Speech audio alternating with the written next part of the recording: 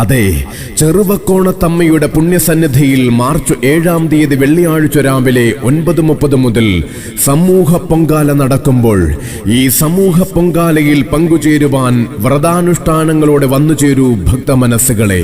ചെറുവക്കോണത്തമ്മയുടെ മണ്ണിൽ നടക്കുന്ന പൊങ്കാലയ്ക്ക് മഹനീയ സാന്നിധ്യം പകർന്നുകൊണ്ട് ഭദ്രദീപം പ്രകാശിപ്പിക്കുമ്പോൾ വന്നുചേരും പ്രശസ്ത നർത്തകിയും സിനിമാ താരവുമായ സൗഭാഗ്യ വെങ്കടേഷ്, പത്മശ്രീ ലക്ഷ്മിക്കുട്ടിയമ്മ, ചലച്ചിത്ര താരം അഖിൽ എന്നിവർ.